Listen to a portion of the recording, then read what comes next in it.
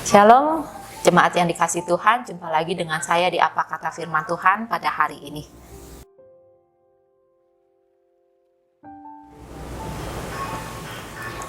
Mari kita buka Alkitab kita dari Injil Lukas pasalnya yang ke-6, mulai dari ayat 27 sampai 28.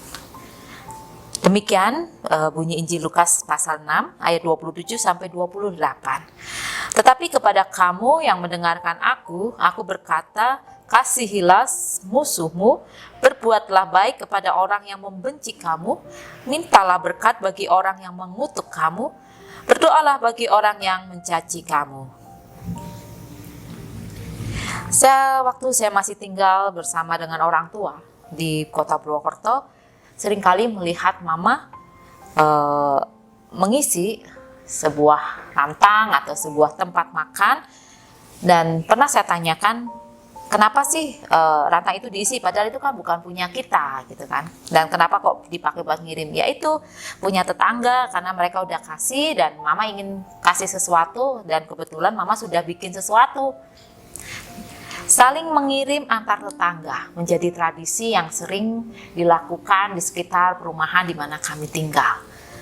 Tetapi yang menarik, saat mendengar mama mengatakan itu piring dari ibu sebelah dikembaliin, tapi saat kami anaknya yang akan mengantarkan kembali pulang piring dengan kosong, mama akan mencegah dan mengatakan, loh, Bok, diisi apa? Beliin sesuatu.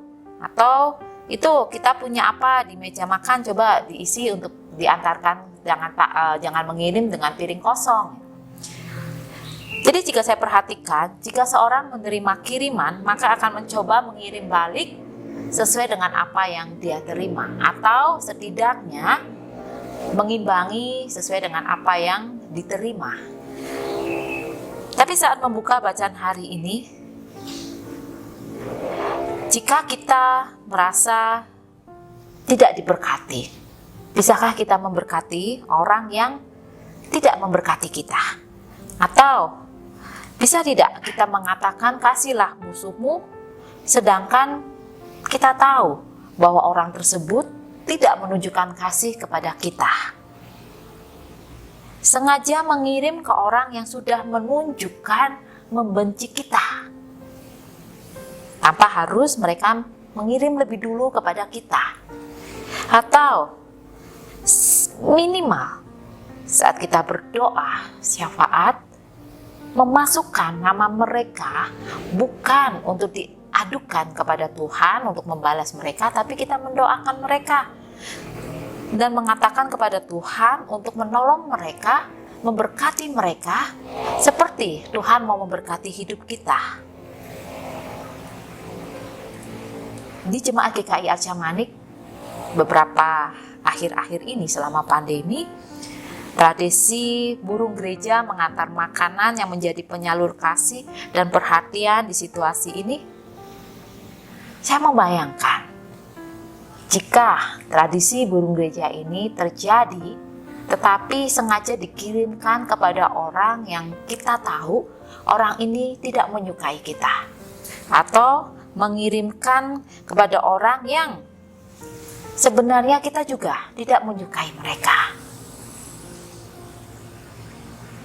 Firman Tuhan hari ini mengatakan, Yesus sendiri yang mengatakan, tetapi kepada kamu yang mendengarkan aku, apa posisi kita di hadapan Tuhan? Kristen sebagai orang yang mengaku Yesus juru selamat atau bukan? Atau sekedar karena kita sejak kecil sudah diajak oleh orang tua, sudah diperkenalkan dengan identitas sebagai seorang beragama Kristen.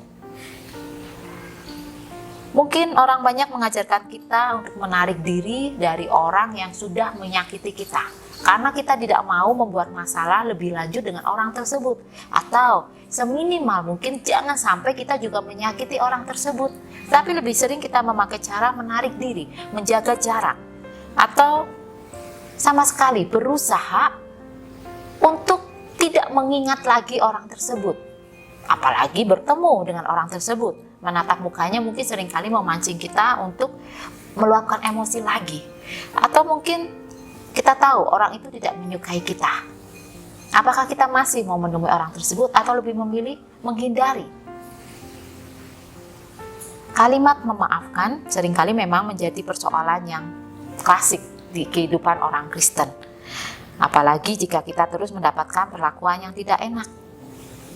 Hari ini Yesus mengatakan dengan jelas, kamu yang mendengarkan aku, artinya kita harus mendengarkan Yesus dan melaksanakan yang diajarkannya.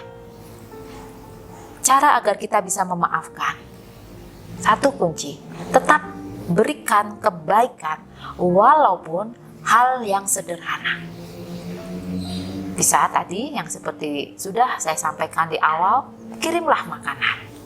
Atau jika kita tidak bisa melakukan itu, keterbatasan kita, waktu atau keterbatasan hal yang lain, dalam doa kita, kirimkan doa bagi orang yang sudah membenci kita atau kita pun sudah tidak menyukai orang tersebut.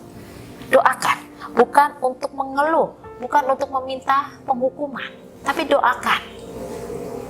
Apalagi jika kita tahu orang tersebut mengalami kesulitan, mengalami pergumulan, mengalami persoalan hidup, kita bawa dalam doa, kita minta Tuhan untuk hadir menolong orang tersebut. Lalu jika kita sudah bisa di tahap ini, kita bisa mau membagikan kasih kita. Tahap selanjutnya, kita mau memberikan perhatian. Misal, jika kita tidak melihat di suatu momen pertemuan, jika nanti kita berada di situasi bisa bertatap muka, kita mau mencoba mencari tahu apa yang terjadi dengan orang tersebut. Atau jika orang tersebut tidak muncul di dalam WA group yang kita ikuti bersama dengan orang tersebut, maukah kita memberikan perhatian untuk menyapa, menanyakan kabar? Lalu, next selanjutnya, kita mau naik kelas selanjutnya, berikanlah dukungan. Jika kita bisa memberikan perhatian dan kita tahu orang tersebut mengalami kesulitan dan kita sudah membawa dalam doa, kita mau memberikan dukungan, membantu apa yang bisa kita lakukan. Ingat, itu kita lakukan bukan untuk menunjukkan bahwa kita yang benar, kita ini korban dan orang lain pelaku. Tetapi kita mau mengasihi, kita mau menjawab apa yang sudah Tuhan Yesus serukan bagi kita. Untuk kita mau mendengarkan apa yang Tuhan Yesus katakan.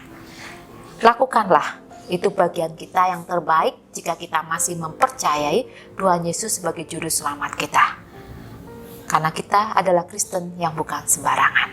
Selamat mencoba, kiranya Yesus yang memampukan kita, Yesus yang mengajak, maka Yesus yang akan menolong kita. Tuhan Yesus memberkati kita semua. Amin.